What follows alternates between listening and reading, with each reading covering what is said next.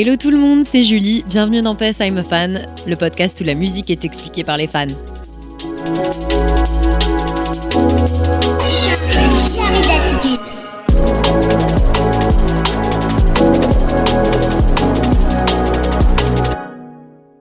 Hello tout le monde, bienvenue dans un nouvel épisode de PS I'm a Fan. Aujourd'hui je suis en compagnie de Benji. Bonjour. Hello, ça me fait plaisir que tu sois là. Eh ben, merci de me recevoir. Je suis Sur très, ce très content super d'être là. canapé, t'as vu? Exactement. Ellie. Oui, parce que j'ai un studio de 20 mètres carrés.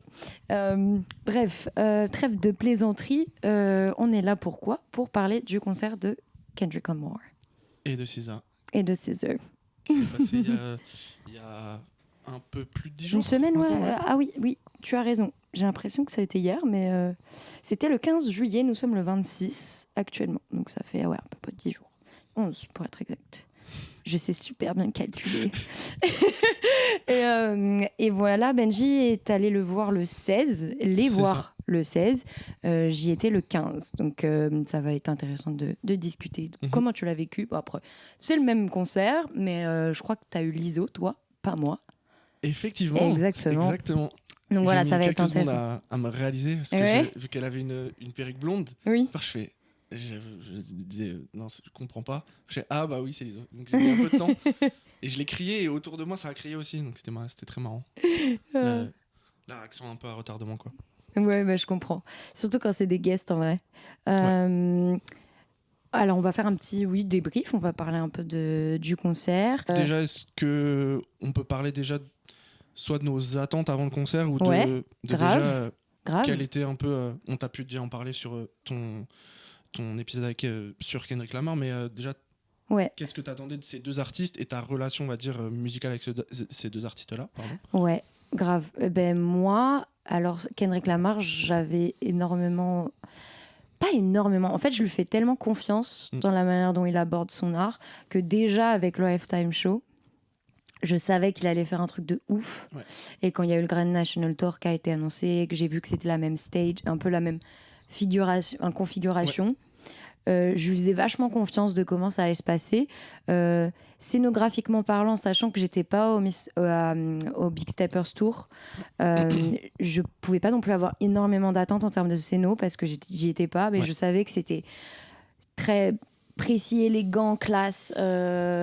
C'était millimétré The Big Steppers et c'était particulier. Donc j'y allais avec beaucoup de confiance, pas non plus énormément de grosses attentes en mode show de ouf, de malade, mais j'attendais à ce qu'il soit à la hauteur du Super Bowl, qu'il soit à la hauteur de ce qu'il a annoncé, quoi. Avec SZA, j'attendais au moins un show qui ait du sens, en fait. C'est plus ça. C'est vraiment juste que tout ait du sens. Et pour moi, ça en a eu de A à Z. Et on en parlera. Mais du coup, j'y allais avec beaucoup de confiance et en mode pas trop de tel scéno ou tel enchaînement des choses. Peut-être je m'attendais à un All the Stars à la fin, plus en closing. Peut-être ou un Not Like Us pas du tout au moment où il est tombé.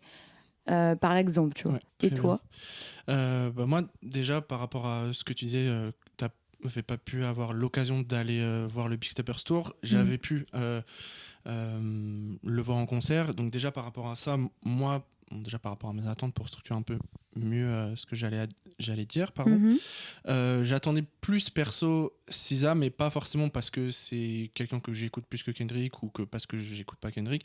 Kendrick, c'est un artiste qui m'accompagne beaucoup depuis, ça fait à peu près, je dirais, 10 ans que je l'écoute de manière assez à une haute fréquence, disons. Sauf qu'en fait, j'étais plus drivé par la curiosité d'eux. SZA, c'est une artiste que j'écoute, on va dire, depuis plus récemment. J'ai vraiment commencé à énormément écouter avec SOS. Control est sorti depuis 2017. Depuis 2017, mais j'avais juste un peu remis à plus tard et pas forcément écouté ce qu'elle faisait. Et c'est vraiment avec SOS que je me suis vraiment pris ce qu'elle fait et j'avais vraiment énormément aimé. Et donc j'étais très curieux de savoir ce que ça allait donner sur scène. Kendrick, vu que j'avais pu le voir à Bercy pour le Big Steppers Tour, c'est pas que je à peu près, je savais à quoi m'attendre en termes d'ambition, en termes de scéno, etc.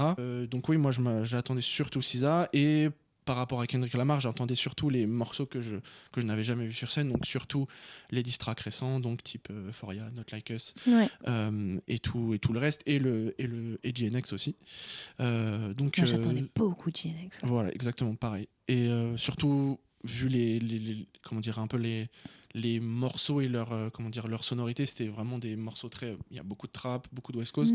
C'est des choses qui marchent très très bien en concert, pour s'ambiancer, etc. Ouais, donc voilà, déjà pour le bagage avant. Je suis d'accord avec toi sur SZA, j'en ai pas parlé parce que c'est vrai que j'allais beaucoup sur cette date en étant très focus Kendrick, pas honte de l'admettre, mais je suis quelqu'un qui écoute beaucoup SZA aussi depuis récemment, plus récemment évidemment que Kendrick, à partir de Control, quand je découvre, mais je commence vraiment à tomber dedans avec SOS. Je pense que tout le monde un peu a eu une sorte de dive-in dans SOS. Control, je connaissais, mais je deviens quand même assez fan à SOS. Et pareil, c'était de la curiosité, je pense. Pareil, c'était qu'est-ce qu'elle va m'offrir, parce que j'ai vu beaucoup de vidéos aussi de SOS. Elle a été très ambitieuse sur cette tournée. Il y avait un bateau qui se baladait dans les airs.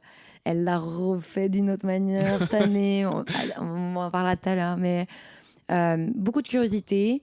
Je savais qu'elle serait enfin, je savais qu'elle ferait un truc stylé. Je savais juste pas à quel point. Voilà. Et comment elle allait se positionner. Plus pop star, plus R&B. C'est une artiste R&B de base, mais maintenant elle a vraiment statut pop star. Donc du coup, bien sûr. Je me demandais comment elle allait appréhender la scène sur cette tournée avec Kendrick aussi. Parce qu'on parle de deux univers aussi particulièrement, pas extrêmement différents, parce qu'ils viennent quasiment du même endroit, du même label. Ils s'inspirent l'un et l'autre depuis je crois 2012, 13, je sais plus. Ils sont frères et sœurs limite, tu vois, dans leur tête. Et j'étais aussi très excitée de voir comment ça allait s'emboîter. Exactement. C'était moi aussi une de mes attentes, et un peu, je dirais pas une de mes frères parce que c'est un peu exagéré, mais dans le sens où j'avais très peur entre guillemets de est-ce que ça allait être vraiment deux blocs, concert Kendrick de 1h30, un concert SZA de 1h30 et leurs 2-3 collabs à la fin, même si on a plus 3-4 collabs à la fin, et ciao bonsoir. Et au final ça n'a pas été, mais j'avais vraiment peur de ça, et surtout en fait quand la tournée a été annoncée, en même temps ça faisait beaucoup de sens parce que c'est des artistes qui ont beaucoup collaboré et qui ont été, parce que Kendrick l'est plus mais est toujours très proche du label TDI, en même temps ça faisait beaucoup de sens, et en même temps je me disais pourquoi le faire. SZA a déjà eu une tournée pour SOS, bon certes il y a une actu avec sa réédition, il y a une forte actu, Kendrick, tout 2024 était son actu, et son Super Bowl. C'était son année. Oui voilà, donc ça faisait du sens là, mais ça a été, voilà, ça a pris du sens, surtout quand on voit ce que ça a donné sur scène, ça a tombé sous le sens quoi. Mais ouais voilà, j'étais très curieux de voir comment ça allait se matérialiser quoi. Ok. Et t'étais tout seul toi?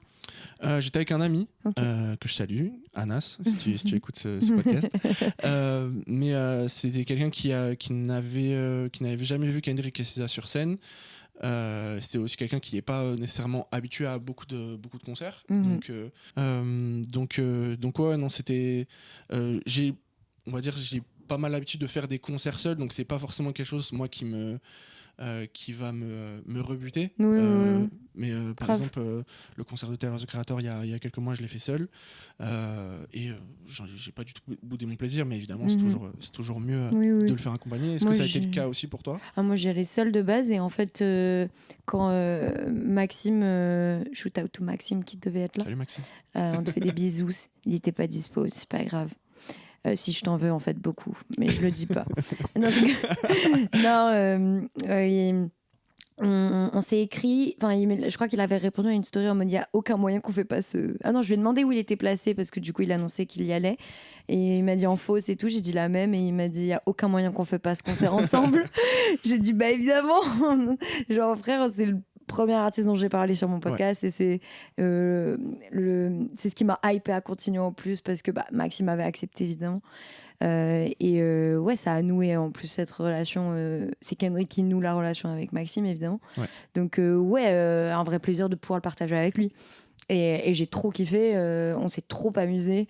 Et en plus c'est marrant parce que vraiment j'arrive à la salle, je suis en retard parce que je sais pas si vous avez vu mon vlog mais j'ai oublié mes lunettes après le taf, j'ai dû aller les récupérer parce que même si j'étais très loin et qu'elles étaient peut-être un peu inutiles, j'aurais encore moins vu l'écran, tu vois. Voilà. Donc je préférais voir quand même un minimum l'écran parce que j'ai vraiment pas vu tu vois les moustiques qu'il y avait à l'écran, les insectes qu'il y avait à l'écran, c'était Kendrick genre.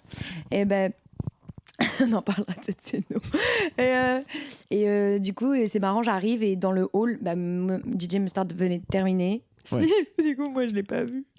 Et j'étais trop triste. Et dans le hall, il y avait Maxime et son meilleur pote Abri dans le hall. Et je suis arrivée, je lui ai fait « Excusez-moi, vous êtes un fan de Kendrick Lamar ?» Et c'était très fun. Et voilà, et vraiment kiffant. Parce que je m'attendais, je me serais amusée seule aussi, mais là l'avoir partagé avec des fans hardcore comme Maxime et Amri, c'était trop fun. Trop fun. Et, ils sont tous les deux très très fans de SZA aussi. C'était trop fun. Comme tu disais, il y a un petit côté célébration, un petit côté un peu victory lap par rapport à l'année 2024, par rapport au Super Bowl, par rapport à évidemment par rapport à Kendrick Lamar, il a été célébré depuis plusieurs années et tout, mais on sent qu'il y a eu évidemment un shift ces derniers mois. Donc oui, on sentait qu'il y avait une vraie excitation des gens de vraiment les voir certains morceaux performer sur scène. Peut-être. Une vraie attente.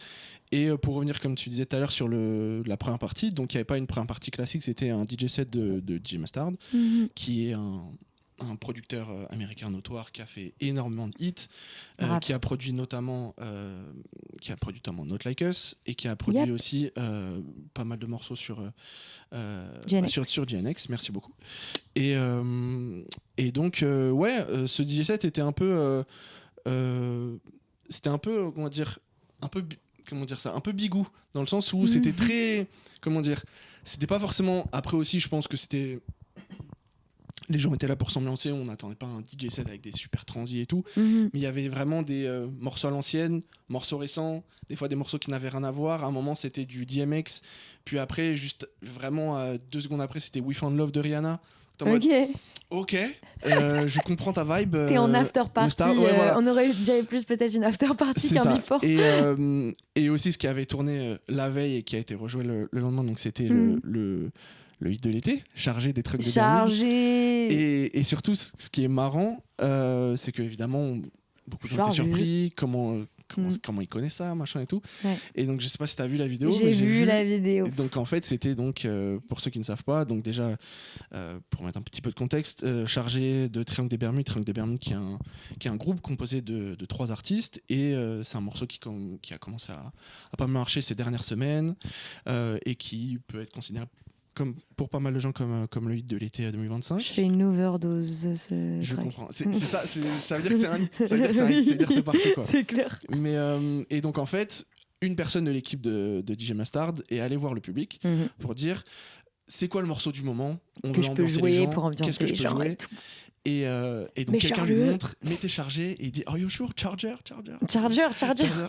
Et 2 secondes après on le voit jouer chargé. Donc c'était un beau geste. Voilà, c'était cool de faire ça. C'est comme Dua Lipa qui fait une chanson locale à chaque fois. Exactement. Tu sais quand où elle va. C'est un petit hommage. C'est ça. C'était pas obligé. Il aurait pu faire ses morceaux. Il aurait pu mettre ses hits américains. Non, c'est fun. Et personne n'aurait rien dit. Et donc de mettre ça, c'est cool ça. Puis ça prouve le skill aussi. Enfin, si t'es DJ, tu as une paire de DJ, tu mets un petit son dans ta petite recette, dans ton mix. C'est ça, t'es DJ, donc ton public, c'est vraiment ton... Tu te calques aussi, sur l'ambiance aussi. T'es là aussi pour regarder comment les gens... Ce qui est bien avec DJ, vraiment, tu jauges l'ambiance de la salle, tu vois. Comme un artiste aussi, mais le DJ, il a l'occasion de changer à plus tôt, plus tard, ou à s'adapter à ce qu'on a aimé avant.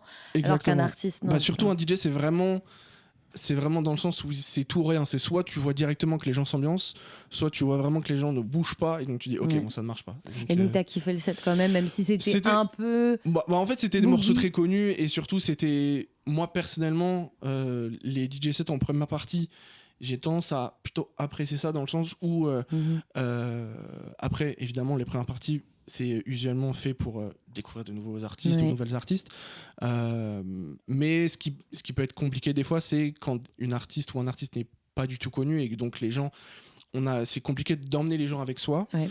Et donc, des fois, ça peut, en termes d'ambiance, surtout ça dans peut ce être public-là. Voilà. On en parlera, mais... Ouais. Et donc là, on va dire...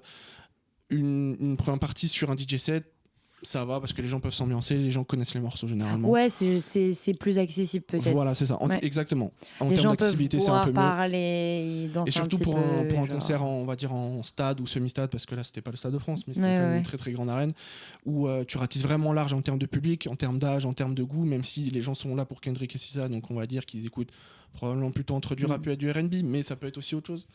J'ai envie de te dire, heureusement que c'était Défense Arena et pas Stade de France pour le son, parce que ça aurait été encore pire. Effectivement. Le son de la Défense n'est pas le best, clairement. Bercy est mieux. Bercy est mieux, mais en fait, le problème des arénas ou des stades, c'est que vu que ce n'est pas fait pour ça de base, et que c'est fait juste pour... On veut mettre beaucoup de gens dans un grand endroit pour faire beaucoup d'argent. Donc récemment, j'ai pu aller voir Beyoncé au Stade de France. Le son était limite saturé. Non, mais Stade de France, c'est l'enfer. Mais en fait, les gens n'y vont pas pour ça, quoi. Non, donc, ils y vont pour s'ambiancer ou quoi. C'est pas des lieux qui ont été construits en soi en pensant au concert et à l'acoustique. Exactement. Moi, il y a une salle à Paris où je m'étais vraiment fait la réflexion que on entend très bien le son. C'est la salle Playel. Je trouve bien sûr, mais très, tout très le monde bien est... le son, on entend hyper bien parce que de base, tout le monde est d'accord là-dessus. Voilà, de base, cette elle salle est construite pour ça. Elle est faite pour le classique. Donc, le classique, t'es là littéralement pour entendre la musique. Tu vas pas chanter la musique, tu vas pas chanter quelque chose d'instrumental. Donc, elle est vraiment faite pour. Et j'avais eu l'occasion de voir d'ici il y a quelques années là-bas. Okay. Et vraiment, j'étais surpris de me dire, waouh, j'entends très très bien, quoi. Et parce qu'on est là habitué à des salles où le son est soit peu fort ou saturé ou... Ouais, voilà. Et personnellement, la plupart des concerts que j'ai fait ces derniers mois, ça a un petit peu changé, mais la plupart des concerts que j'ai fait, c'était surtout du rap. Donc, c'est des grosses basses, des grosses 808. Donc, on n'entend pas forcément ce qu'ils disent. donc, oui, c'était... Ça, après, c'est... Comment dire, c'est pas c'est un des défauts des grandes salles, et pas forcément pour le concert de Kendrick et SZA, mais c'est le défaut des grandes salles en général. Mais c'est ok. Donc, quand Kendrick arrive, puisque il fait sa première entrée, il y a SZA qui le rejoint plus tard. Ouais. Mais au début, première impression, genre l'entrée de Kendrick. Donc, je crois qu'il rentre sur Whacked Out Murals, si je me rappelle bien. J'ai bien aimé cette entrée. Je m'attendais un peu que ça comment dire, qu'il rentre sur ce morceau-là. Les vidéos étaient très cool. Donc, il y avait pas mal de vidéos à travers tout le set. Donc, il y avait des petites vignettes. C'était très visuel comme show. Exactement. Et ça, c'était ça, moi, j'ai beaucoup aimé. C'est ça. Donc, il y avait beaucoup de vidéos où on voyait un peu... l'univers bétonné qui fait évidemment référence à la fresque de lui sur le mur. Bon, le son Whacked Out Murals parle d'un mur où on a effacé son image. Moi, j'ai bien aimé direct la référence très GNX parce qu'il arrive dans une voiture, sa GNX, à l'intérieur, où la vidéo juste au début tu le vois pas, puis après tu vois qu'il est à l'intérieur de la caisse en train de rapper juste tranquille au volant. Donc très authentique de GNX, la DA est respectée. C'est ça, c'est une intro, que ce soit pour l'album ou pour un show, c'est une intro qui met en bouche entre guillemets, dans le sens où c'est pas une intro qui met une patate directe, c'est pas Westless Theory par exemple pour revenir sur un ancien album de Kendrick. C'est pas un morceau comme DNA qui met une patate directe non plus, on n'y est jamais rentré sur DNA. Non, et c'est intéressant je trouve comme entrée c'est ça, c'est dans le sens où pour moi c'est plus dans le sens où on va vous ramener dans notre univers. On fait ça petit à petit et après premier son de GNX sur l'album, voilà, c'est vraiment l'entrée dans GNX et c'est cool de l'avoir mis en avant parce que y a plein pour moi, c'est un très très bon album. Je pense qu'il y avait un public aussi qui était là, qui connaît peut-être un peu moins, qui ont moins accroché à Gen X. Peut-être à Walked Out Murals aussi. C'est pas, comme tu dis, c'est pas un son qui tabasse directement. Mais pour moi, c'est vraiment l'essence de ce projet. C'est ça. Qui introduit parfaitement le Kendrick d'aujourd'hui. Ouais. Donc, pour moi, c'est une entrée nickel. Et le motif de la voiture revient régulièrement. Et on installe directement cet univers un peu froid, mais qui se réchauffe après par la suite. Mais voilà, ça, trop cool. Et je crois qu'il fait peut-être 3, 4, 5 sons direct en arrivant. On part direct sur Squabble Up, par contre. Donc là, on rentre directement dedans. Là, on est sur un son purement de la West Coast pure. Peut-être pas de la G-Funk, mais on va dire West Coast pure. On chauffe la salle maintenant. Exactement. Et surtout, c'est un morceau que les gens connaissent, qui avait été teasé au début du clip de Not Like Us. Donc, c'était un morceau qui est déjà pas mal attendu, qui est, quand il est sorti, évidemment, les gens ont beaucoup aimé. C'est un morceau qui emmène tout le monde avec Kendrick, qui peut, même si tu connais pas le morceau, tu peux t'ambiancer, c'est très bouncy, c'est très facilement dansable. De fou. Donc, et l'ambiance était là, moi j'ai adoré, superbe. En tout cas, moi j'étais dans le fond. Donc on en parlera peut-être sur tout le long du concert, mais moi j'étais peut-être pas au bon endroit où il y avait la meilleure ambiance autour de moi. Genre j'étais fausse de fond. C'est à peu près mon cas aussi. Ton cas aussi. J'étais en fausse aussi, mais j'étais sur le côté. Et en fait, moi, c'était plus dans le sens où il y avait un peu de choses.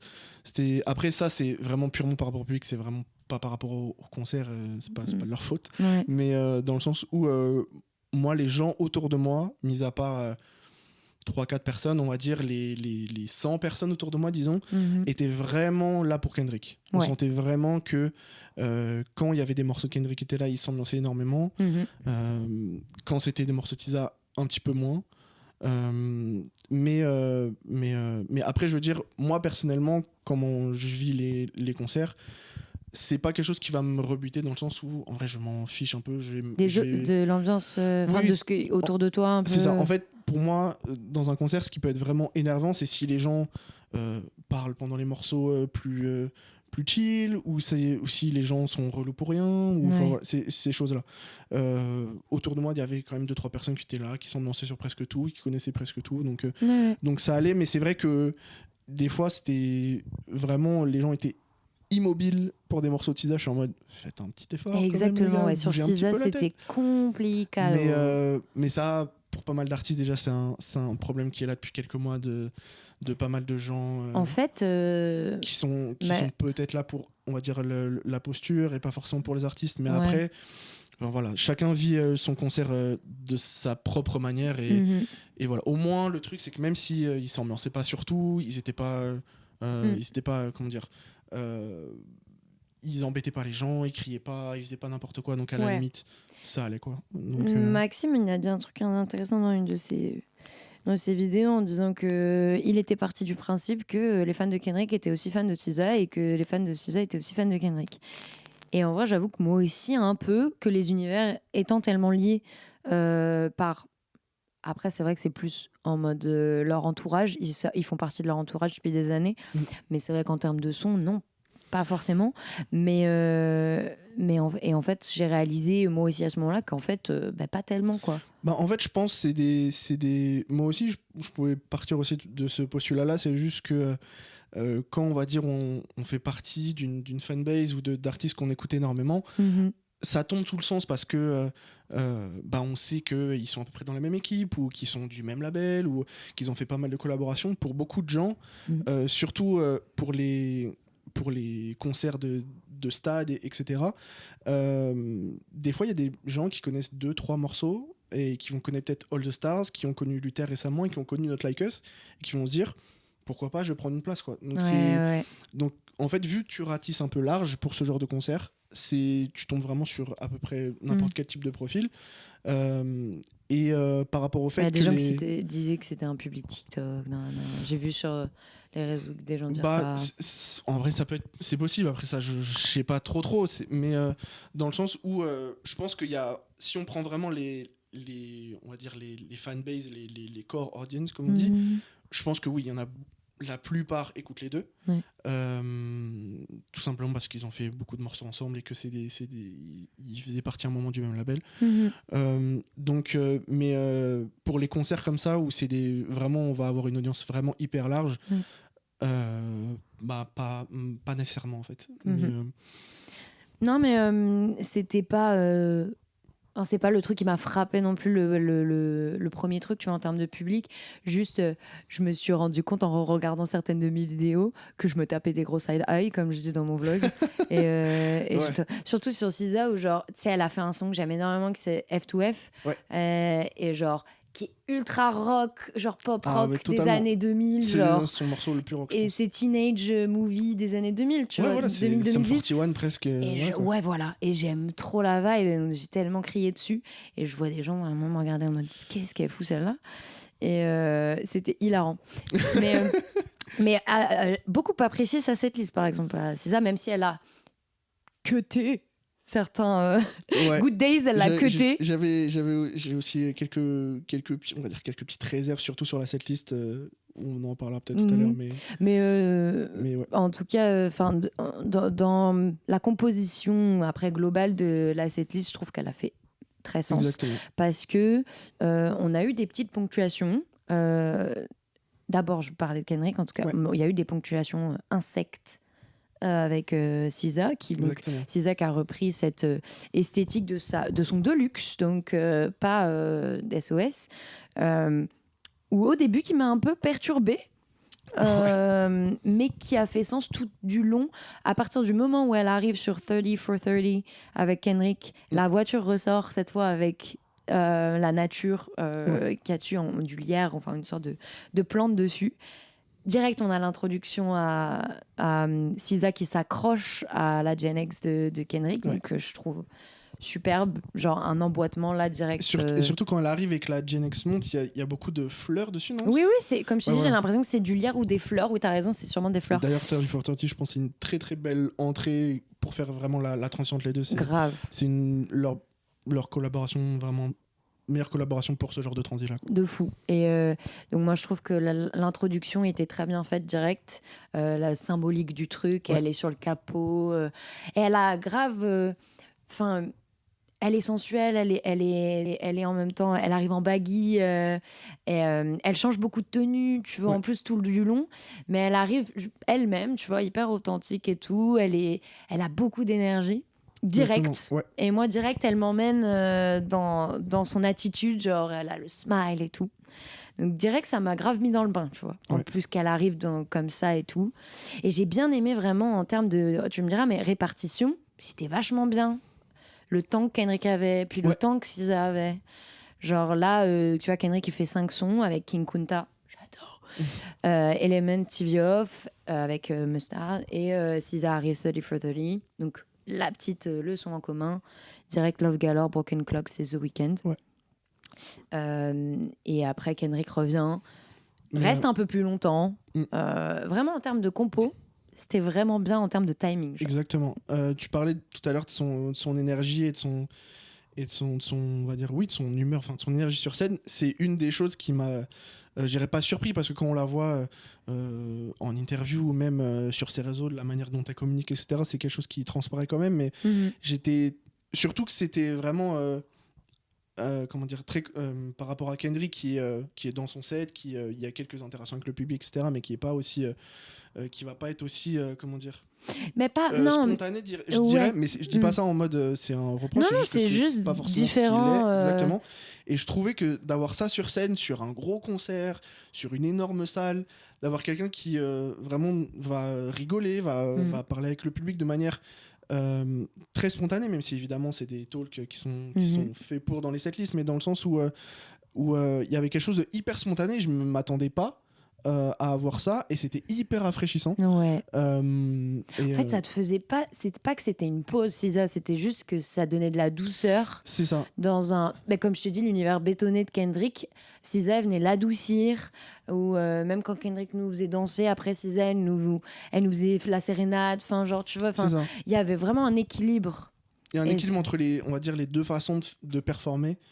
Et je trouvais vraiment que c'était vraiment enfin, ça donnait beaucoup de fraîcheur au concert, quoi. Et donc, ce que tu disais aussi sur le minutage, pareil, je trouvais que c'était vraiment hyper bien. Et surtout, moi, j'avais aussi ces petites impressions que je trouvais un peu cool. C'était dans le sens où on était en plein dans le mini-concert de Kendrick, on va dire, le mini-concert de 25 minutes. Et après, j'oubliais un peu. Et je me dis, oh putain, il y a SZA qui arrive. C'est ça. Trop bien. Et il y a SZA qui arrive, qui fait ses morceaux, je suis dedans. Et il y a Kendrick qui revient. Putain, il y a Kendrick qui revient. Mais et moi, donc, moi, je suis pour que plus d'artistes fassent ça. Ouais. Et je trouvais qu'il y avait ce côté où on oubliait presque tellement on était vraiment. Enfin, moi, personnellement, j'étais vraiment happé dans leur concert, quoi. Et que. J'étais vraiment très content de retrouver l'artiste que j'avais vu 20 minutes avant. Les deux arrivent à t'attraper pendant tout leur petit set pour repartir et revenir. Donc, composition. Et en parlant de composition et de minutage, je trouve ça va être lié, mais j'ai parlé de ponctuation des insectes de SZA. On y reviendra, mais parce qu'à un moment, elle ride quand même une fourmi. J'étais en mode, what? Avec les yeux rouges. Donc il y a eu une implication totale dans la scénographie, clairement ça s'est vu. Mais il y a une implication totale avec Kendrick et qui utilise sa ponctuation, qui utilise le fait qu'il soit poursuivi en justice dans sa scénographie. Genre, tu veux parler des vidéos? La déposition, effectivement. Et ça fait partie vraiment de la composition du concert. On en a 4, si je me trompe pas. Je crois que c'est quoi, 2 Kendrick et 2 SZA? Alors, il y a 4 Kendrick, donc ça j'en suis sûre, et je crois qu'il y en a 3 ou 2 SZA. Il y en a un peu moins pour SZA, mais elle l'a fait, je crois qu'il y en a 3. Je ne vais pas dire de bêtises. Mais... Surtout, je trouvais ça cool sur les vidéos de déposition. Bon, malheureusement, je m'étais fait, on va dire, un petit peu spoil parce que, en fait, dès la première date, c'était des choses que les gens avaient filmées. Mais je trouve que c'était une belle petite référence à Lil Wayne il y a quelques années. J'allais te le dire. Et voilà. Moi, je connaissais pas l'affaire. Oui, non, moi, je connaissais les vidéos. Mais parce que c'est devenu un mème. Exactement, mais je savais pas pourquoi et je me suis renseigné après pourquoi. Mais voilà, je vais te laisser en parler. Donc je trouvais que c'était un bel hommage. C'est Lil Wayne qui poursuivait Quincy ou c'est l'inverse? Je crois qu'il poursuivait quelqu'un par rapport à une histoire de documentaire, je crois. Oui, pour moi, là, quand je suis allée revoir, c'était pour moi, c'est ok. Dwayne Michael Carter suing producer Quincy Jones pour un portrait scandaleux du rappeur dans un documentaire. C'est ça. Et donc, sa déposition... donc c'est Lil Wayne qui fait sa déposition, mais c'est lui qui poursuit en justice. Et surtout, c'était une déposition où en fait, c'était un avocat tout simplement qui lui posait des questions. Et donc forcément, déjà par rapport à Lil Wayne, on sait que Lil Wayne est forcément très proche de Drake, toutes ces choses-là. On sait aussi les histoires par rapport à Lil Wayne quand il y a eu l'annonce officielle que Kendrick allait headline le Super Bowl. On savait que vu que le Super Bowl était à la Nouvelle-Orléans, que beaucoup de gens étaient déçus que Lil Wayne ne le fasse pas, que Lil Wayne aussi l'avait forcément un petit peu mal vécu, peut-être. L'avait un petit peu mal vécu, que Kendrick l'avait adressé aussi sur GNX, qui disait que c'était qu'il y avait seulement Nas qu'il avait félicité pour son Super Bowl. Mais voilà, je trouve que c'était aussi une belle petite référence, quoi. Exactement. Et ce qui est bien, c'est que toutes ces dépositions, il fait, en tout cas pour Kendrick, elles font référence à des choses dont on l'accuse. Donc, il est sur le siège un peu de l'accusé et on dirait que c'est l'avocat du coup. L'avocat lui parle.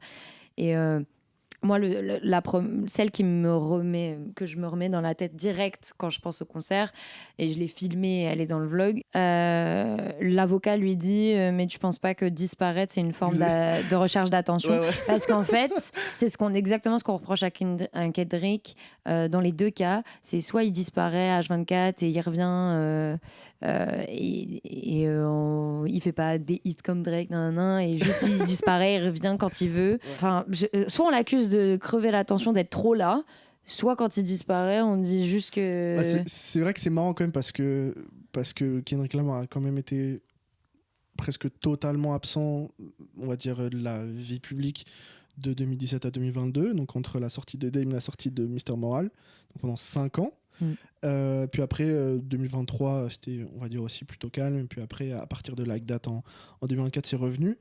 Et d'avoir des gens qui disent qu'on voit trop de Kendrick Lamar, je trouve ça quand même assez fou. Je comprends pour les gens qui n'écoutaient pas forcément Kendrick avant et qui ont commencé à vraiment se pencher sur sa musique depuis le beef avec Drake l'année dernière. Mais de toute façon, dans tous les cas, pour ces artistes-là, pour les artistes en général, pour ces artistes-là, des gens auront toujours des choses à dire. Bien sûr, mais je trouvais ça, effectivement, je trouvais la formulation, ça me fait beaucoup rire. Non, mais oui, il lui dit comme ça et il fait « Oh, man ». Et surtout que ça débouche sur « Be humble ». Enfin, sur « humble ». Et on sait que dans cet album, il s'adresse à lui-même. Ouais. De base, quand il dit « Humble, be humble, sit down ». Mais là, il lui dit aux autres, tu vois. Donc, si vraiment vous voulez me faire de moi ce que vous voulez, bah non, en fait, fuck it, moi, je sais qui je suis, tu vois. Genre, be humble, si tu sais vraiment qui je suis, apparemment. Genre, c'est ça. Sit down. Exactement. Et surtout, en plus, il y avait aussi quelque chose, on va dire, d'un peu plus nouveau pour Kendrick. C'était sur GNX, sur le morceau Mana de Garden, qui disait lui-même « Je mérite tout ce qui arrive ». Et à la première écoute, j'étais assez surpris dans le bon sens, parce que j'avais jamais entendu Kendrick le faire de cette manière-là. Moi, et je trouve ça cool que... parce que ça a jamais été vraiment quelqu'un qui comment dire, qui parlait beaucoup, qui avait énormément d'ego trip sur lui-même. Et donc et je trouvais ça intéressant de se dire après plus de 10 ans de carrière, il peut le dire. Voilà, il peut. Enfin, en mode, il pouvait le dire avant, mais oui, genre, voilà, mais il peut vraiment ça m'a ému limite. Ouais, genre voilà, le dire de manière orale ouais. et vraiment le manifester dans parce le sens. qu'il a tellement galéré avec cette image de sauveur, de Dieu. C'est et ça. Tout, quand il le dit dans Mr. Moral parce qu'il traversait des choses. C'est ça. Et je trouve il y a une notion en anglais qu'on n'a pas en français avec le mot mérite, c'est que il y a 2 mots en anglais. Il y a le mot deserve, donc qui est un peu dans le sens où tu mérites quelque chose un peu pas de manière automatique, mais dans le sens où parce que tu es cette personne-là, ouais. tu le mérites dans tous les cas. Et le mot earn, qui tu le mérites, mais par rapport à le travail que tu as produit ou par rapport aux choses que tu as fait. C'est plus lié à gagner. Voilà. Et que, on va dire, en charbonnant, tu as mérité ce mérite. Entre guillemets. Et qui ne disent pas I earned it all, mais qui disent I deserve it all. Je trouve ça aussi intéressant de se dire que par rapport à la production que j'ai et ce que j'ai fait, je mérite ce qui se passe. Donc c'est cool je trouve ça cool il sait qu'il est en fait aujourd'hui, et genre je crois que j'en avais parlé avec Maxime, mais c'est vraiment le projet qui lui ressemble le plus. Je crois que Maxime dit ça. Et en parlant de GNX, ouais, que c'est vraiment un projet que je trouve vraiment, il est tout droit sur qui je suis, ce que je veux dire, ce que j'ai fait, et c'est pour ça que je pense que ça a cristallisé aussi cette carrière et c'est pour ça que moi je crois à ce I deserve it all, parce que pas juste parce que je le mets sur ce piédestal parce que il a gagné le beef avec Drake, je le mettais déjà sur ce piédestal avant. Mais voilà, c'est ça. Mais surtout je pense que comme je suis plutôt d'accord avec le côté c'est un des projets qui lui ressemble le plus, dans le sens où en fait il est arrivé à un niveau, je parle de confiance, on va dire, et de maturité artistique, même si ça fait déjà longtemps, où il peut se permettre de dire je vais pas faire un high concept, je vais pas j'ai déjà parlé de tout ce qu'il fallait parler sur Mr. Moral, j'ai concrétisé le succès avec Dame, j'ai passé un step où je suis passé dans une conversation à un excellent rappeur, à un des meilleurs rappeurs de l'histoire, ou un meilleur rappeur de sa génération avec 2Pimp, et le premier step je commence à me faire un nom avec Good Kid. Il y a eu toutes ces steps là, et de se dire en fait là c'est bon, je peux entre guillemets un peu baisser ma garde, et d'avoir un album de pur kiff, de morceaux qui me ressemblent, qui nous ressemblent, qui vient de où je viens, et qui va pas forcément et il l'a extrêmement bien mis en scène. Voilà, c'est ça. Et je pense aussi que ça fait beaucoup de bien aux gens qui déjà Kendrick avait un peu cette comment dire, cette réputation d'être on va dire le rappeur un peu qui intellectualise beaucoup, etc. Et pour moi, c'était un peu, comment dire, il a toujours eu des morceaux hits, donc pour moi, c'était un peu. J'ai jamais vraiment compris ce truc-là. Mais je trouve qu'avec GNX, c'était un vent de fraîcheur, même pour sa fanbase, quoi. Ouais. De se dire, où vous avez l'habitude que, voilà, je parle de beaucoup de sujets, j'ai des sujets plutôt sérieux, soit je parle de moi, soit je parle de la société américaine, de beaucoup de choses. Là, on va juste s'amuser, mais on va faire ça extrêmement bien, quoi. Ouais. Et sur le concert, on le sentait, on sortait beaucoup, en tout cas. Je trouve. Ouais, et il s'est amusé. Ça se voit qu'il s'amuse, quoi, en plus. Ça se voit qu'il s'amuse. Il aime être là, vraiment. Après, pas qu'il l'était pas avant, mais genre vraiment, ça s'est vu qu'il kiffait. Et moi, oui, cette déposition, je trouve que c'est génial de l'avoir pris en gimmick, en mode.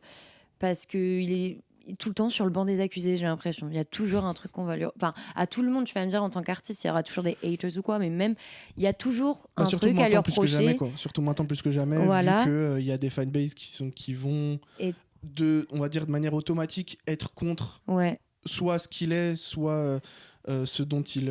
Comment dire ou ses valeurs, ou ce que tu veux, quoi. Donc, mais aujourd'hui, ça fait référence en plus à ce bif qui est devenu un phénomène de pop culture, mais c'est sa petite revanche peut-être, j'en sais rien, mais je pense que le Bullseye comme lui, ils sont pas passés outre encore, et c'est pas encore la fin de ce truc, parce que de toute façon il y a un procès, genre le mec a fait le truc le plus anti-rap ever, et Kendrick s'en sert pour montrer qu'il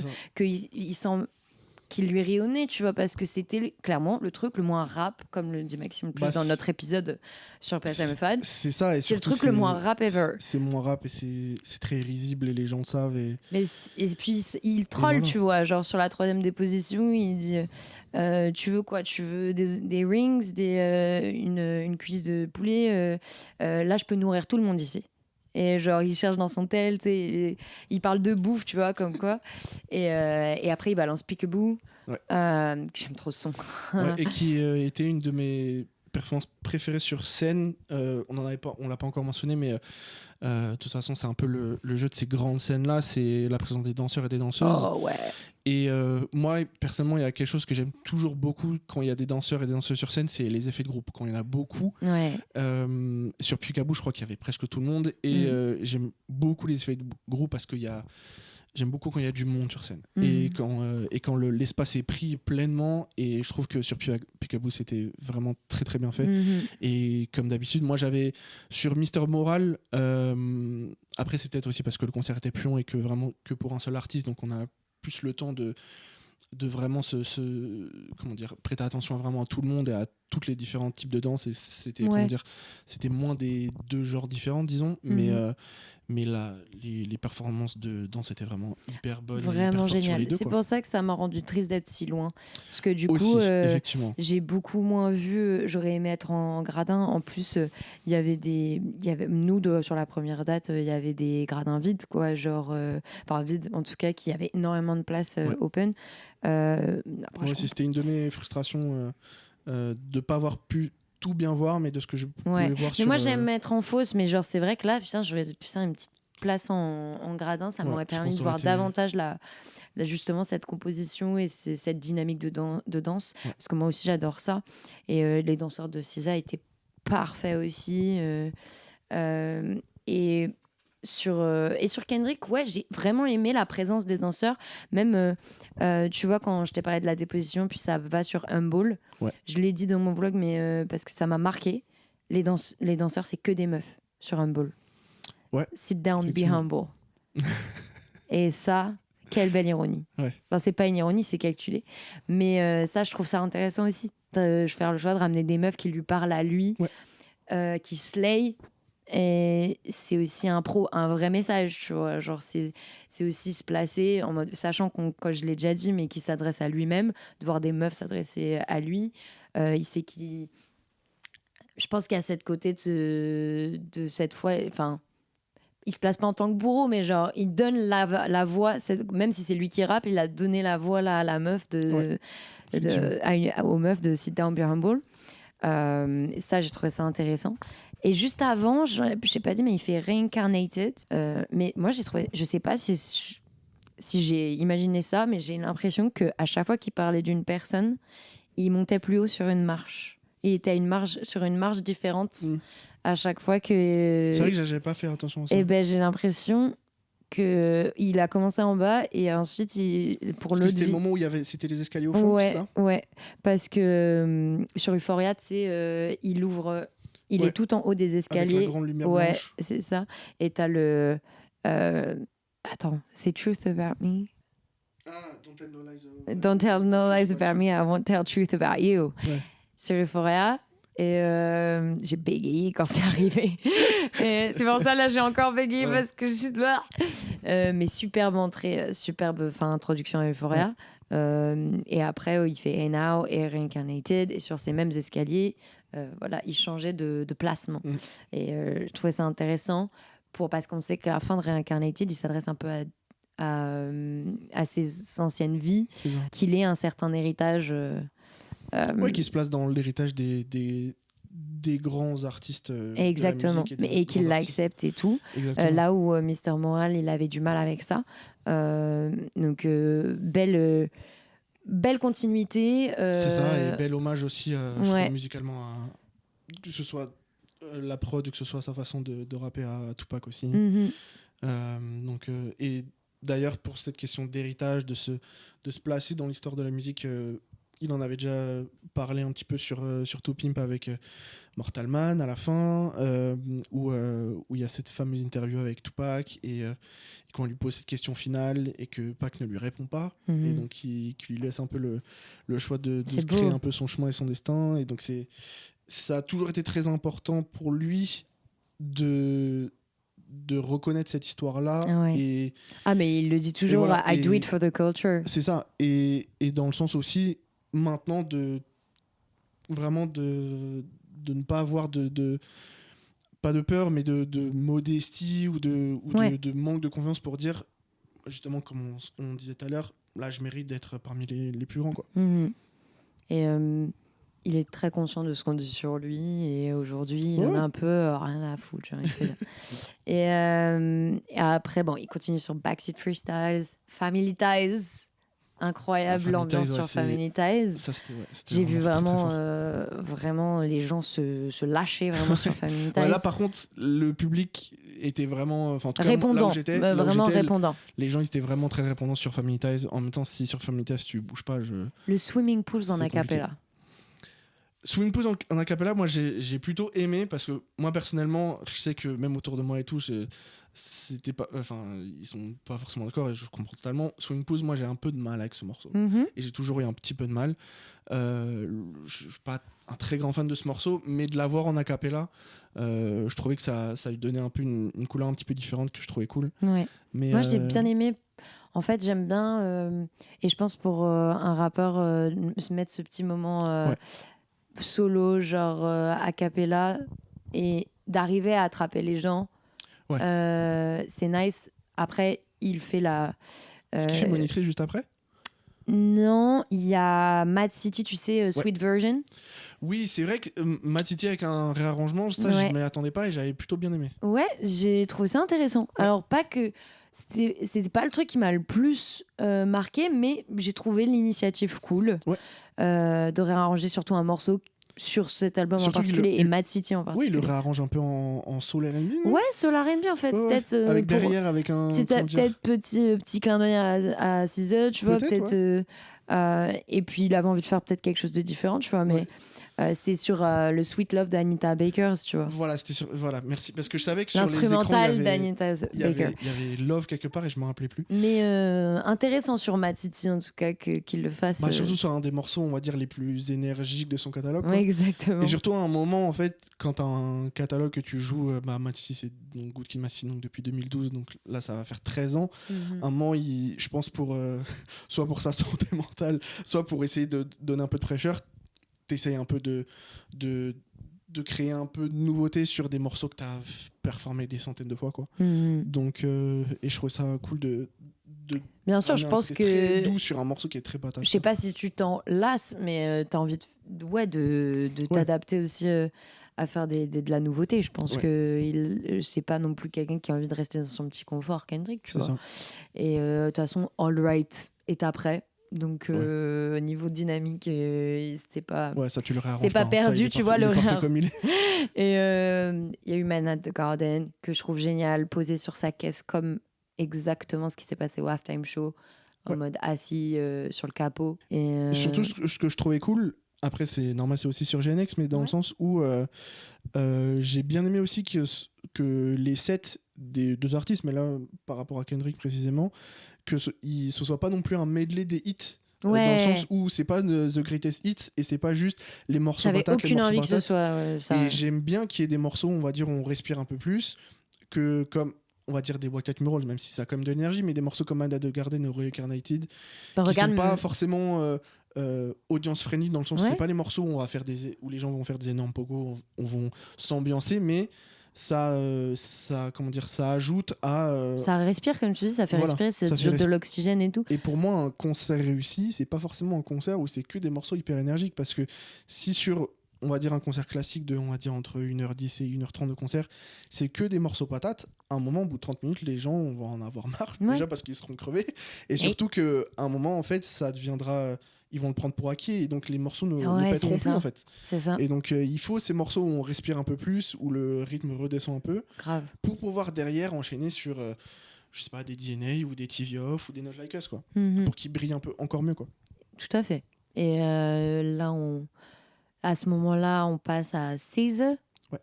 Avec, j'aime trop ce son, Scorsese Baby Daddy. Ouais. C'est un de mes morceaux préférés sur la réédition. Mais hyper addictif, genre hyper pop, tu sais. Enfin, il y a vraiment cette mélodie pop que j'adore. Et elle arrive avec une énergie de baiser avec celui-là. Genre, tu sais, elle a une sorte de barre de danse. Et elle est avec des danseurs masculins, je crois. Et elle est genre lumineuse. Et elle a changé d'outfit. Elle bouge énormément. Vraiment, elle m'a choquée d'énergie. Pas que je pensais pas qu'elle bougeait autant, mais c'est vrai que non, je m'attendais pas à ce qu'elle danse autant, à ce qu'elle se déplace autant. C'est ça. Et elle m'a subjuguée. Donc, super rentrée à ce moment-là. Ce que j'ai pas dit, mais que son univers nature, hyper... Enfin, en tout cas, plus coloré que Kendrick, vient ajouter vraiment pas de l'oxygène, je vais dire cette fois, mais de la lumière et de l'envie. Même en termes de jeu de lumière, déjà, il y avait plus de choses, comment dire, en termes vraiment de pur nombre, quoi. En termes de quantité, il y en avait déjà plus. Avec SZA. Mais du coup, ça ajoutait, et tu le voyais dès le début, j'en ai pas parlé, mais où le mur de Kendrick se décomposait vers une ouverture sur la nature de SZA. Et en vrai, c'est la métaphore, enfin, on le voit après avec les insectes qui arrivent, après avec Drew Barrymore, Garden, enfin, surtout sur Garden, puis Kitchen, Blind, Consideration, on en parlera, sur le son de Rihanna Fit SZA qu'elle fait elle-même, et Low. C'est la métaphore de la mue. En fait, parce qu'on voit des papillons, on voit des mantes religieuses, c'était dans ta face, quoi. Il y avait vraiment un moment. Mille et une pattes, comme j'ai dit. C'était vraiment mille et une pattes. Il y avait un moment. Après, peut-être que c'est un peu plus loin dans le set, donc peut-être que on ira plus précisément plus tard, mais vraiment un moment où elle est suspendue en l'air et qu'elle est littéralement dans un cocon avec des ailes de papillon, et c'était un des moments préférés du set, et les lumières bleues étaient sublimes en ce moment. Vraiment jolie cette mue, et je pense que c'est évidemment parce que c'est toujours je pense que moi je me suis demandé pourquoi cette DA pour cette Deluxe au début. Pareil. Et je me disais pourquoi des insectes, pourquoi tout ça. Et là, en fait, avec le concert, je comprends beaucoup j'ai un peu l'illumination de mais peut-être que SOS, vu que c'était sa mue à elle, où l'a trouvé peut-être son son et son... cette Deluxe, c'était pour montrer sa transformation, tu vois, en tant qu'insecte. Non, mais tu vois ce que je veux dire, cette transformation, cette transformation, ce truc de papillon, comme tu dis. Il y a une vraie, comme on disait tout à l'heure, il y a un vrai, comment dire, step de passé avec la sortie de son album il y a quelques années, parce que les gens l'attendaient depuis énormément de temps. Et qui a eu évidemment sa musique déjà marchait énormément avant, mais là il y a eu un succès vraiment retentissant avec SOS. Et puis après derrière sur la Deluxe ou même sur les morceaux de Kendrick, mais oui, en vrai c'était hyper intéressant de voir ce que ça donnait sur scène. Et les vidéos, comment dire, aider un peu à ces métaphores-là. En fait, il y avait, comme on l'a déjà dit, mais il y avait plein de super beaux visuels sur son vraiment, univers à elle. Les vidéos étaient très très bien réalisées. Et chose qu'on n'a pas dit, enfin je vais rester un peu sur SZA quand même avant. Après, ils avaient des petites interludes scénarisées ensemble aussi, en mode des discussions et tout.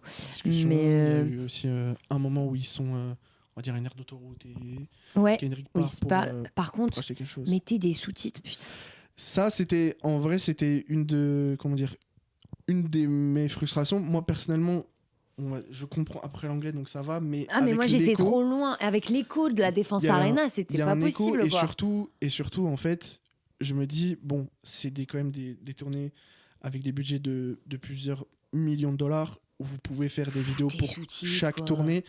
Vous pouvez faire des sous-titres français ou des sous-titres hollandais ou des sous-titres ce que vous voulez. Parce que moyennement, j'avais ce qu'il disait, mais c'est pas non plus, ou même à la limite, si je suis vous vraiment, bilingue, donc je devrais savoir, mais c'est trop loin. À la limite, si vous voulez vraiment couper les coûts et que ça coûte trop cher ou que ça prend trop de temps, mettez des sous-titres, des sous-titres anglais. Ah, mais moi, c'est ça que je voulais en soi, que des sous-titres anglais, pour qu'au moins je puisse capter un minimum ce qui se dit, quoi.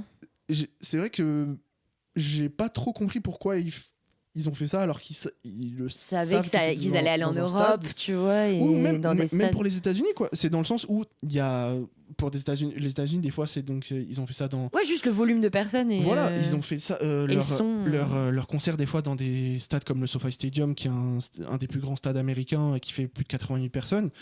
Des fois, c'est notoriété publique, que le son dans les stades, c'est jamais très très bon. Enfin, en tout cas, un son pour un concert. Franchement, ça coûte pas vraiment hyper cher de mettre des sous-titres, quoi. Mais donc, que dalle. Ça, c'est une chose.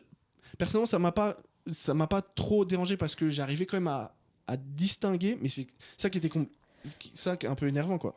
Pardon. Ah, je crois que c'était moi. Pardon. Non, c'est Romain. C'est ça que je trouvais ça un peu, comment dire. C'est dommage. Compliqué parce que je pouvais distinguer ce qu'il disait. On demande pas grand-chose. C'est pas grand-chose de plus. On demande pas grand-chose.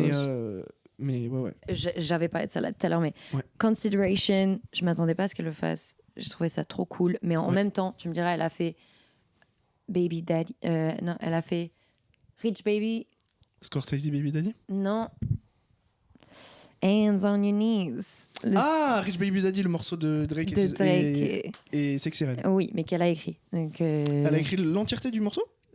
Pas l'entièreté, je crois, mais elle est créditée dessus. Hein. Ah oui, non, mais elle est en feat, ouais. Oui. J'ai pas envie de dire de bêtises. Attends. Chanson de Drake. C'est pour ça que quand je l'ai entendu, j'étais surpris. Je me suis dit, tant mieux, parce que j'aime beaucoup le morceau, mais oui, j'étais un petit peu surpris de le voir sur la setlist. Ok, ils mettent que les producers et pas les Genius, ça va pas du tout. Je vais leur écrire un mail. Bah, en fait, il y a aussi un truc un peu compliqué avec les États-Unis, c'est que eux, ils font pas vraiment la différence entre on va dire les paroliers et les compositeurs, et ils appellent ça juste des songwriters. Et j'ai mis vraiment beaucoup de temps à comprendre que quand des artistes, des compositeurs disent writing songs, ça veut pas forcément dire écrire des paroles, c'est aussi composer. Et par contre, après producteur, là, producteur, c'est pas être compositeur, être producteur, c'est être réalisateur de morceaux. Donc c'est un peu compliqué, quoi. Mais et en vrai, c'était grave fun le Rich Baby Daddy. Ah, moi j'étais à fond. Hein. C'était trop fun. Et donc, toujours énormément d'énergie. Elle a eu des moments un peu d'alchimie avec ses musiciens, genre son guitariste, tu sais, au moment où vraiment elle a commencé à faire des runs et tout. C'est ça, c'était cool qu'elle ait un band, au contraire de Kendrick où c'était que de la prod. Là, c'était cool qu'elle ait vraiment un groupe qui puisse jouer ses morceaux en live. Grave. Là, on a eu le petit All the Stars qui est arrivé après. Exactement. Où je m'attendais, je te jure, à que ce soit un closing. Genre, je me dis, mais ça, en closing, ça aurait été trop beau, quoi. Moi, c'était en closing, c'était on va dire une de mes petites déceptions, disons, c'était que ils ont terminé le concert sur Gloria. Et personnellement, je m'attendais vraiment. Moi, je m'attendais justement qu'il finisse sur Luther parce que c'est un morceau, on va dire, plus dans l'actualité et qui a vraiment énormément marché aussi. Et je trouve aussi parce que Luther est un morceau un peu plus entraînant dans son ambiance, un morceau que les gens connaissent mieux que Gloria.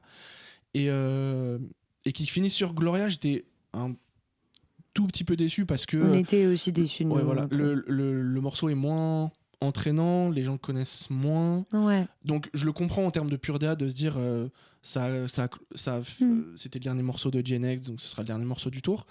Mais je dis juste que, on va dire, finir plus en apothéose sur un Luther, sur un All the Stars, je l'aurais compris un peu plus. Après, si c'est leur volonté, il n'y a aucun problème. Parce qu'il y avait tellement un message d'espoir dans All the Stars, tu vois, pour la suite. Et tu vois, ça ouvrait une porte. Alors peut-être qu'ils voulaient vraiment la fermer, évidemment, et je comprends. Mais ça ouvrait une jolie porte, je trouve. C'est dommage, mais je comprends aussi. Et puis j'ai bien aimé qu'ils repartent en caisse. Ouais, c'était cool, ça, c'était vraiment fun. Salut.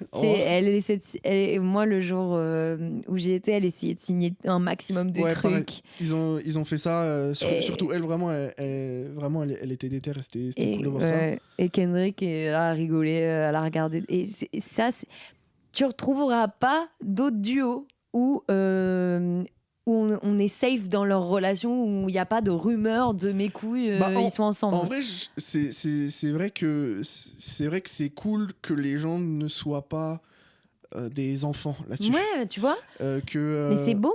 Ouais, voilà. Ils ont vraiment cette... Et surtout en vrai, on en a pas encore parlé, je crois, mais c'est surtout leur alchimie sur scène, les deux sur leur collaboration. Je trouvais vraiment leur énergie vraiment hyper belle et hyper cool. Tu sens que c'est deux personnes qui s'entendent. Là, je parle purement artistiquement, je les connais pas dans la vie privée, mais que tu sens vraiment qu'il y a cette tournée-là en commun n'est pas là pour rien. Bien sûr. On sent vraiment quelque chose, on sent qu'ils s'amusent sur scène et voilà, et ça fait vraiment du bien. Mais oui, en vrai, que les gens n'en fassent pas des caisses sur ça, c'est cool. C'est chouette. Donc, c'est un partage pur, même. Je crois qu'on aime cette relation-là, tu vois, genre... Ouais, voilà. C'est ça, parce que les gens savent que quand on voit un morceau Kendrick et SZA, ça va être je trouve ça cool. très qualitatif, quoi. Donc, je sais Kendrick, je pense qu'il a été une sorte de... je sais plus quel âge ils ont à peu près de différence, mais un petit peu plus jeune que lui. Ouais, et j'ai l'impression qu'il a un peu cette image de Big Bro et qu'il l'a aidé sous plein d'aspects de maturité. Même lui, je pense qu'il a appris beaucoup de SZA quand même. Ils font pas la même chose, mais SZA est très proche de son univers et je pense qu'il a appris. Ils ont 3 ans d'écart. Il a 3 ans plus qu'elle. Donc voilà, un peu Big Bro, mais genre pas si loin que ça. Mais ils ont tellement évolué ensemble que tu le ressens, cette ancienneté aussi sur scène. Ouais. Et cette pureté de relation. Donc ça, c'est génial. Et après, on part sur un set. Y a eu Love et il y a eu Doves in the Wind. Après tout le set de Love, c'était très beau sur scène toujours. Moi, j'ai adoré Money Trees. Ouais, genre en termes de DA derrière aussi, genre je crois que c'est le moment où il y a les food stamps. Ouais. Donc exactement. Les coupons alimentaires. Exactement. Qu'ils ont aux États-Unis, simplement. Ça j'ai beaucoup aimé. Et personnellement, Monitrice, je l'avais donc déjà vu sur le Big Steppers Tour et c'était encore aujourd'hui un de mes meilleurs moments en concert. C'était vraiment il y avait vraiment une vraie osmose entre le public et l'artiste. Et après aussi je dis ça, j'étais en gradin, donc l'énergie on pouvait un peu plus la capter, on la voyait un peu plus. Quand on est vraiment au milieu de la fosse, c'était un peu différent. Là, Monitrice en fosse, là je parle purement personnellement, c'était une expérience un petit peu différente, et surtout c'était un morceau que j'avais déjà vu en live, donc il y avait moins la découverte, mais c'était quand même un des gros highlights du concert, parce que c'est un très très grand morceau et un de ses meilleurs morceaux en clair. De fou, quoi. Juste après il fait Poetic Justice. Mais c'est vrai qu'il le fait, c'est un très bon morceau, mais j'étais surpris qu'il le fasse quand même. Donc en vrai, moi aussi j'ai été surpris en vrai. En vrai, je pense qu'il doit avoir un truc de fan c'est juste, en fait c'est ma discographie, c'est pas grave les gars. Mais oui, mais je pense qu'il s'en branle, je pense juste que c'est un bon son, c'est ça, et surtout genre il va pas se priver d'avoir Mais Parce tu que le sais morceau est très bon, quoi. il y a des gens qui vont en profiter de dire ah, ils dépendent trop de Drake. Regardez, ils sont rien sans lui. Ils sont obligés de parce faire, que, ils sont comme on obligés de disait tout faire à ses l'heure, sons dans la setlist. c'est ça, comme on disait tout à l'heure, Mais il y aura toujours, MDR. comme on disait tout à l'heure, il y aura des gens auront toujours des choses à dire. Mais Et enfin, si ces gens-là se tiennent à ça, écoute, c'est pas. si tu c'est pas t'arrêtes grave, à quoi. ça, franchement, j'arrête Voilà. la conversation. C'est- Enfin, genre, c'est le- ça ne sert à rien de Pourquoi parler se avec toi. priver d'un très bon morceau? Parce que t'as gagné un bif? Je ne comprends pas. Donc, Non, vraiment. le morceau est très bon. En plus, il fait son couplet.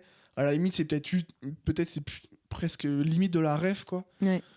Enfin bref. Mais Et, moi, j'ai bien aimé ce Count Me Out / Bitch Don't Kill My Vibe. ouais. Genre, j'ai trouvé que ça s'emboîtait parfaitement. Mm. Mais je pense qu'aussi qu'il avait peut-être pas envie de faire Bitch Don't Kill My Vibe en entier. En Après, vrai. ouais, c'est peut-être ça. Et surtout, c'est le côté aussi de caler. Il y a 4 minutes 43 quand Voilà. même. Et surtout, c'était donc en cumulé, c'était Puis 2 heures. elle est dure aussi. Voilà, en cumulé, c'est 2h45 de concert. On va dire que pour les deux, ça fait peut-être ouais, voilà, un tout petit peu plus d'1h20 par artiste. Mhm. Tu vas pas faire que ton dernier projet, donc faut piocher un peu partout. Et je pense aussi il y a des choix, comment dire, des choix purement perso de j'ai envie de jouer tel morceau, mais j'ai envie de jouer tel morceau. Ah mais j'ai pas le temps. Bon bah on va faire un petit medley. Oui, normal. On va le réarranger pour faire le couplet que j'aime bien. Oh, le j'ai refrain que trop j'aime de bien. hits. Oh, Quel à un moment, enfer. à un moment, c'est Zut ça, hein. alors. C'est ça, c'est Comment on va faire J'ai trop de bons morceaux en fait. Mais en vrai, c'est quelque chose que j'ai toujours trouvé intéressant sur. Et en vrai, j'ai jamais vraiment demandé aux artistes que j'ai pu voir ou pas d'ailleurs. Mhm. Mais c'est. Quand il y a des setlists, est-ce que c'est les artistes qui l'ont créé, ou est-ce que c'est leur entourage, ou est-ce que Mhm. c'est comment ils sont conseillés? Enfin, en vrai, je trouve intéressant parce que Je vraiment, pense que ça brainstorm. Hein. ouais, bien sûr. Mais je trouve que c'est toujours intéressant une setlist parce que c'est vraiment une création de rythme et c'est vraiment t'emmènes les. C'est pensé aussi avec le visuel C'est et ça. tout. Et c'est t'emmènes vraiment les gens dans un voyage de j'ai 1h30 disons pour vous divertir et vous passer un bon moment et on a créé ce rythme là et Mhm. surtout pour les grosses discographies parce que pour les petites discographies ou discographies récentes généralement ils font le dernier album et 2-3 morceaux Oui, avant, et voilà, quoi. oui, oui. Mais là sur des carrières qui ont des artistes qui ont 4-5 albums pour le cas de Kendrick voire plus Une frise chronologique, le truc. voilà, donc c'est de piocher, il faut que tout le monde soit à peu près content, Mhm. les anciens, mais les nouveaux aussi, donc Non, mais, je pense que ça a satisfait tout le monde c'est ça. dans ma tête, en vrai.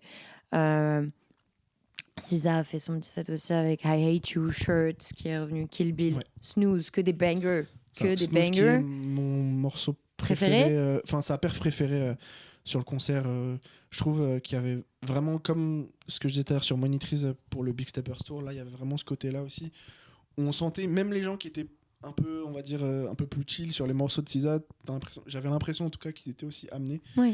Et Snooze c'est un très très beau morceau et c'était un moment, je sais pas si c'était le moment où elle était suspendue en l'air ou où elle était en papillon. C'est Nobody Gets Me, ouais, je me souviens, elle était en l'air déjà Mais, pour ça. Et je pense qu'elle était en train de Snooze de monter parce qu'elle a fait Open Arms et Nobody Gets Me après. Et mais en tout cas, je me rappelle vraiment de manière très vive de ce bleu. Ouais. Ça, c'est Nobody sublime. Gets Me, ça, je Ouais, m'en ouais. rappelle. Et vraiment, Parce que j'aime tellement ce son. magnifique. Ouais. Et Snooze, elle était, je pense, en train de... Parce que, tu sais, elle a une sorte de traîne jusqu'à ce qu'elle C'est monte. ça. Et puis après, elle la lâche et elle est full papillon Ouais. après. Donc, ce bleu très intense pendant le Nobody Gets Me, je m'en souviens. Après, il y a Good Days, comme je te dis, qu'elle a 4 après. Et on était en mode... Hein Ouais. Mais Et en parlant de morceau cut, j'étais très surpris, j'étais un peu déçu parce que Ouais. c'est un morceau que j'aime beaucoup, c'est qu'elle ait pas fait Saturn. Oh putain, on l'a dit. Oui, on en avait parlé. Et So sad. bah, en fait, pour SZA, j'étais très déçu. J'étais un petit peu frustré qu'elle le fasse pas. Et pour Kendrick, j'étais un petit peu déçu par contre qu'il fasse pas Hard Part 6. Ça, par contre, j'étais un peu deg parce que c'est vraiment un morceau sublime. Honnêtement, j'adore Reincarnated, mais j'aurais peut-être mis Ah sur oui, Hot je l'aurais Part trade 6. tous les jours. J'aurais trade, ouais, je ouais. pense aussi. Parce que même si je sais que c'est Reincarnated, je sais pourquoi il le fait, parce que ça compte vraiment beaucoup pour lui en termes de Ouais. culture. Mais c'est vrai que The Hot Part 6 quand même. C'est Ah là un là. super morceau, c'est un de mes Ouais. The Heart préférés. Très, très bien vu ça, j'avais oublié. Saturn et The Hot Part 6. BMF, qu'elle fait après. Lizzo, elle arrive sur quel son dans ta date? Je me rappelle pas, du coup. Alors, je crois que ça a pris Kiss Me More, mais vraiment, Ok. j'ai plus vraiment de souvenirs. Elles font la reprise de Show Me Love. Ok. Mais je sais plus sur quel morceau arrive Lizzo. Mais pourquoi je le trouve pas? Bangs out, nanana. Tu sais, pourquoi dans leur caption aux gens, ils mettent pas genre. Ils mettent juste ramène Lizzo. Mais dites-moi sur coup. Ça cut, désolé, nous revoilà. Donc oui, on a trouvé le son, c'était Earl avec Lizzo. Donc ouais, l'arrivée de Lizzo de toute façon, et ils ont fait IRL ensemble. Trop bien. Et Show Me Love. Eh ben écoute, après ça se termine sur N95, N95. Ouais, ça c'était très très cool d'avoir J'ai ça fait sur scène. ma française. TV Off, TV Part Off aussi. 2, ouais, avec Mustards. Une de mes perfs préférées du set de Kendrick. Adoré. Je crois que j'ai préféré même à Squabble Up ou ouais, pareil. N94. En vrai, 95. la deuxième partie de TV Off, c'était très très bien. Not Like Us. Ça, vraiment, c'était... Bon, c'est très basique de dire ça, mais c'était évidemment un des, si ce n'est le moment que beaucoup de gens attendaient, et je m'inclus là-dedans. Je m'inclus aussi. Voilà, en vrai, personnellement, c'était fou de voir les gens vraiment... Là, vraiment, tout le monde bougeait. T'as 40 000 personnes qui étaient à fond.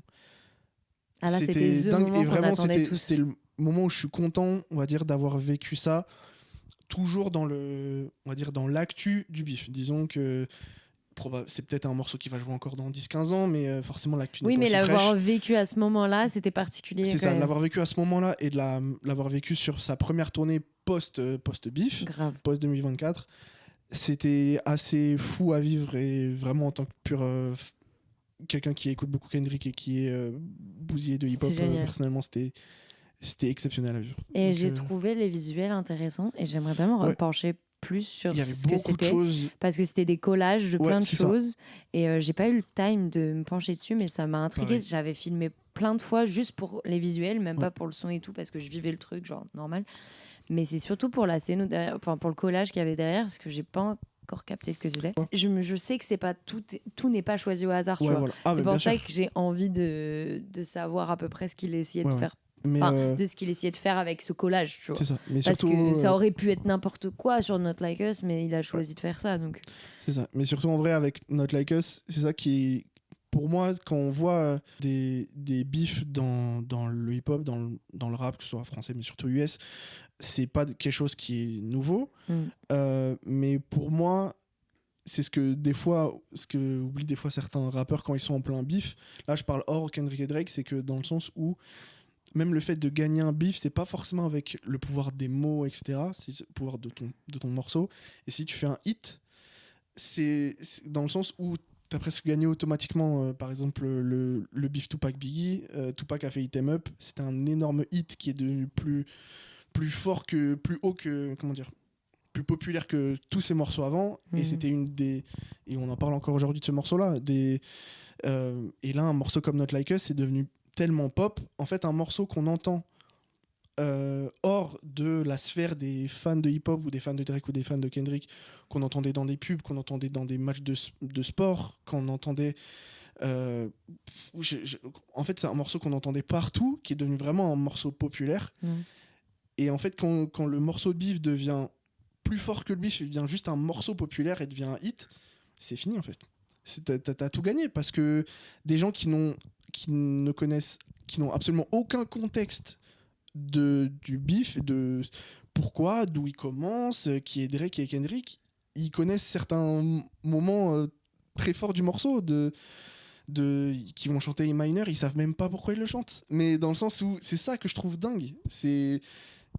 Pour moi, c'est devenu un son fédérateur. C'est devenu un son fédérateur, et c'est devenu plus fort que le bif en fait. C'est juste devenu un énorme hit.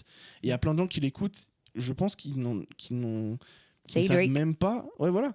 Qui ne savent même pas. Hear you like them young. Qui savent même pas. Franchement, qui connaissent même pas le bif, je pense. Ils disent juste, oh bah, le morceau il passe partout, il est cool. Et voilà quoi. Et je trouve ça. Mais je trouve ça vraiment fou. Je trouve ça vraiment dingue que quand dans un bif tu gagnes un. C'est même pas juste fini, tu gagnes. C'est que tu arrives à ramener le monde entier derrière toi. En fait, c'est ça. C'est que, en fait, c'est devenu marrant. C'est devenu de taper sur Drake en fait. Et c'est voilà, c'est fou à dire, mais il s'est mis là-dedans tout seul, j'ai envie de te dire. Non mais bien sûr, parce évidemment. que vraiment, il a fait de la crotte. Voilà. Mais enfin bref, mais Not Like Us c'est devenu vraiment karma, plus désolé. grand que tout, On va pas reparler du bif, mais dans le sens où juste ce son, le vivre en live, vivre en live, l'impact que ça a eu interplanétairement, tu vois, je dis interplanétairement avec raison, parce que je pense que les aliens sur Galaxy 102.82b, ils la connaissent, ce son. Ils sont en train de Seawalk. Non, mais ça a été fédérateur, le monde entier est derrière toi, donc il n'y a plus rien à prouver là. Il y a ça. Et tu vois, par exemple, ce que je disais sur le côté, ça devient plus... ça a dépassé l'entendement, disons, des bifs de rap, c'est que... en fait, pour expliquer aux gens, quand on arrive à la Défense Arena, bon, évidemment, il y a plein de choses, il y a plein de publicités partout, et il y a un grand écran qui passe des pubs constamment sur le, on va dire, sur le stade. Il y a un écran LED, quoi. Et il y avait une pub pour une plateforme de streaming. Et en fait, c'était pour mettre en avant la fonctionnalité parole de cette plateforme de streaming. Et en fait, la pub disait chantez le karaoké avec nous, etc. On va vous mettre un morceau. Et donc, il y avait des paroles qui défilaient. Et le morceau, c'était Not Like Us. Et c'était la partie du morceau, Say Drake, I Hear You Like I'm Young. En fait, toutes ces choses-là. Et je trouve ça dingue. C'est dingue. Que ce soit ce passage-là. Et que en pur chill, que ce soit un passage où tu accuses quelqu'un d'aimer les femmes mineures, enfin les personnes mineures, enfin les personnes jeunes, mais les personnes mineures. Et je trouve ça fou que, en fait, c'est dépassé tout ça, quoi. C'est dépassé le stade de clash, ça a dépassé tout ça. Et que tu le passes, que n'importe qui de 7 à 77 ans peut passer devant cet écran-là et entendre ça, quoi. Ouais, c'est dingo. Et ça sera gravé dans l'histoire, Drake. C'est ça. Désolé. I'm sorry, but not sorry.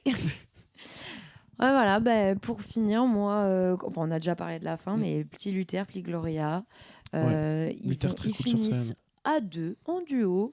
Moi, je trouve ça doux. Alors, évidemment, un petit peu déçu, mais dans l'ensemble, c'était un très beau concert. Ouais. Bravo. La compo, la structure, les visuels. On est content, on peut dire. C'est ça. En fait, ça montre aussi à quel point c'est des très très grands artistes et que contrairement à d'autres artistes, c'est pas des gens qui négligent la scène et qui savent que et qui n'ont pas fait non plus. Et des fois aussi, ça peut être compliqué pour des artistes, surtout pour du rap, parce que des fois c'est des morceaux qui sont moins entêtants, moins fédérateurs en termes de pur hit, etc. Purement dans sa construction de ce qu'est un morceau de rap, mais surtout de pas prendre la scène ou une arène ou un stade aussi grand que des stades comme la Défense Arena ou comme des stades comme le Stade de France ou quoi, des scènes c'est des tailles de scènes qu'ils ont pu faire aux États-Unis ou même ailleurs, et de pas le prendre comme comme un handicap, de se dire ok, on va prendre toute cette scène là, on va mettre les danseurs qu'il faut, on va mettre la scéno qu'il faut, on va mettre les lumières qu'il faut, et on va pas se dire ah oui mais mince, mais c'est pour du rap, ah oui mais mince, c'est pour ça. Non, on le fait à 100% et on le fait très bien, et c'est pas donné à tout le monde, donc et pour SZA évidemment aussi, pour moi c'était ma vraie découverte scénique, c'était surtout SZA, et j'étais vraiment hyper bluffé.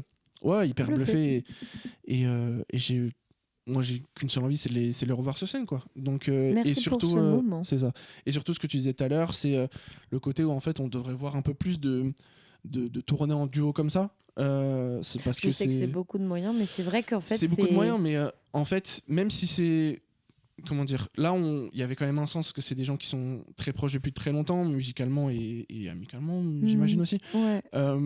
Mais d'avoir une sorte de concert pour le prix d'un, entre gros guillemets, je pense que ça peut être vraiment quelque chose de très intéressant, quoi.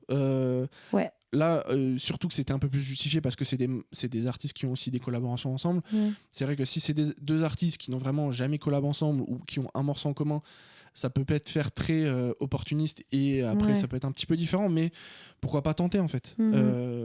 J'ai pas j'ai pas forcément d'idée là comme ça, mais ça peut être très très cool à faire en fait, très très cool à tenter. Il y a quelques années dans le rap, il y avait eu le Pin Smoke Tour avec Dr Dre, Eminem et toute la clique de Aftermath, et c'est une tournée qui est rentrée dans l'histoire quoi. Donc c'est des choses que les gens aiment. Il y avait aussi la tournée Jay-Z Beyoncé aussi, là aussi ça avait du sens, mais c'est des choses qui peuvent vraiment intéresser les gens et peut-être pas faire découvrir des artistes, je dirais pas dans ce sens là, mais peut-être amener un public vers le catalogue de l'autre quoi. Donc let's go. Voilà. Ouais. Moi je dis plus de tournées comme ça si possible financièrement et que ça pollue pas trop.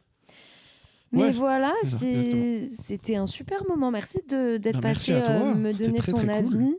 Et d'avoir fait ce petit débrief. J'ai trouvé ça très intéressant. On a bien décortiqué tout ça. C'est ça. On n'a pas eu le temps de parler d'autre chose. C'est pas grave. On en parlera une prochaine fois. Mais merci en tout cas aussi vous de nous avoir écoutés. J'essaierai de faire une fiche référence quand même pour le débrief, un peu des petites rêves si on en a dites, un peu externes, que ce soit les sons, réécouter les sons en streaming. Et n'hésitez pas à l'écouter, peut-être le premier épisode que j'ai fait avec Maxime sur Kendrick Lamar, peut-être pour avoir un peu plus d'insights. Si vous l'avez toujours pas écouté. Des bisous. Bisous tout le monde.